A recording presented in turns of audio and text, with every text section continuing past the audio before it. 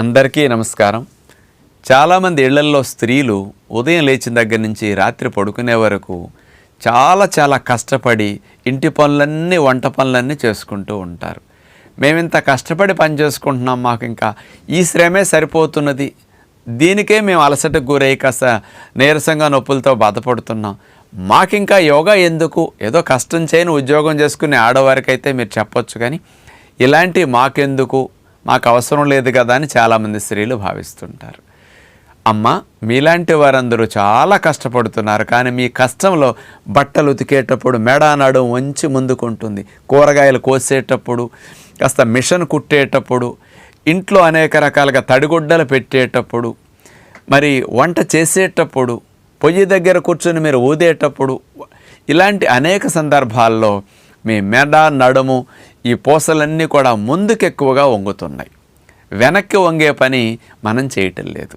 అంచేత ఇలా ఇంట్లో కష్టపడి పనిచేసుకునే స్త్రీలకు కూడా కొన్ని సంవత్సరాల తర్వాత మెడ నొప్పులు, నడు నొప్పులు, disc problem, sciatic pain, lower back pain ఇలాంటి సమస్యలు వచ్చి చాలామంది ఆపరేషన్ల వరకు వెళ్ళవలసిన స్థితి వస్తుంది.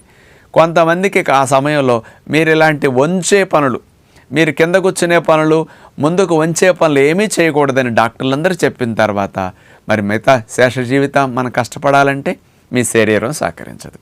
అంచేత ఏ గృహిణికైనా ఏ తల్లికైనా మీరు ఎంత కష్టపడి పనిచేసినప్పటికీ అందరి వల్ల అన్ని ఆసనాలు మీరు చేయక్కర్లా.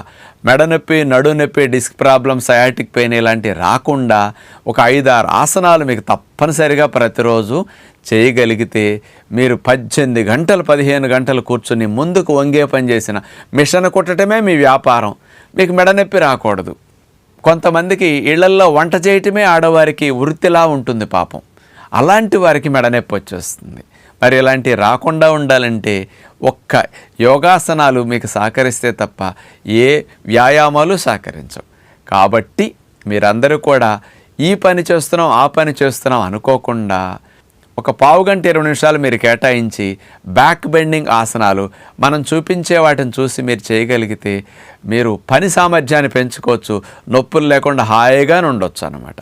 అందుకని మీరు ఎక్కువ కాలం బాగుంటే కుటుంబం అంతా బాగుంటుందని స్త్రీలందరికీ విజ్ఞప్తి చేస్తూ యోగా చేయండి, పిల్లల చేత చేయించండి.